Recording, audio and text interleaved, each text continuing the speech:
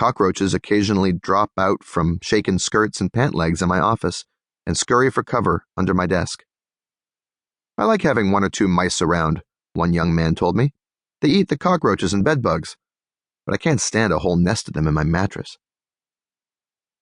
Vermin, boils, blood, and death.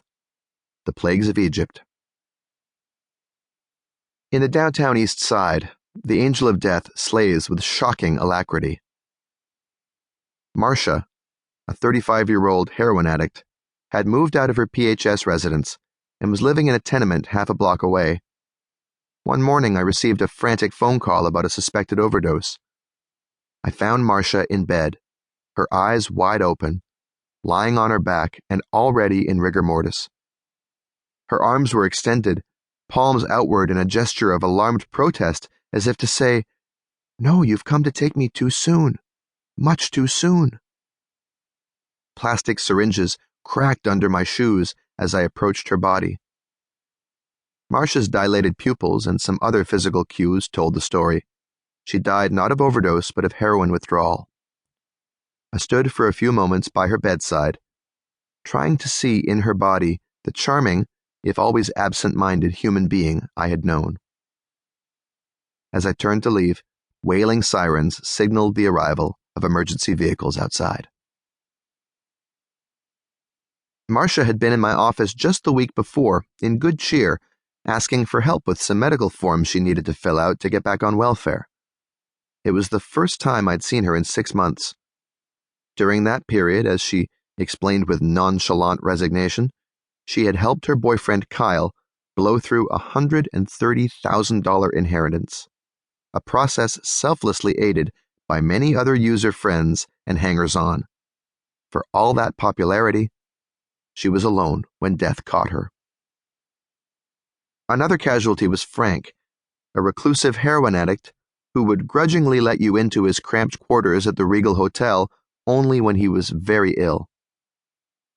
"No fucking way I'm dying in hospital," he declared, once it became clear that the Grim Reaper AIDS was knocking at his door. There was no arguing with Frank about that or anything else. He died in his own ragged bed, but his bed, in 2002. Frank had a sweet soul that his curmudgeonly abrasiveness could not hide.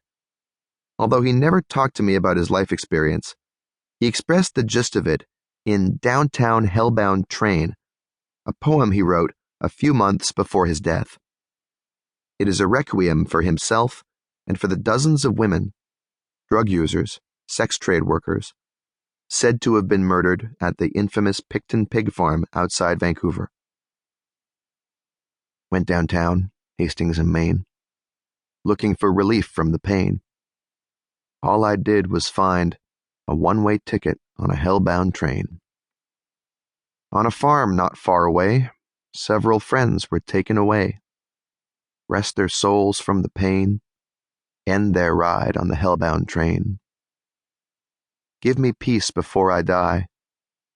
The track is laid out so well. We all live our private hell. Just more tickets on the hellbound train. Hellbound train. Hellbound train. One-way ticket on a hellbound train. Having worked in palliative medicine, care of the terminally ill, I have encountered death often. In a real sense, addiction medicine with this population is also palliative work.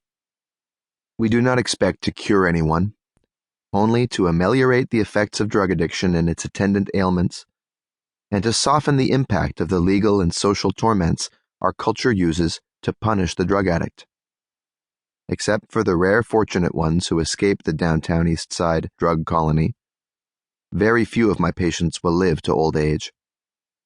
Most will die of some complication of their HIV or hepatitis C, or of meningitis or a massive septicemia contracted through multiple self-injections during a prolonged cocaine run.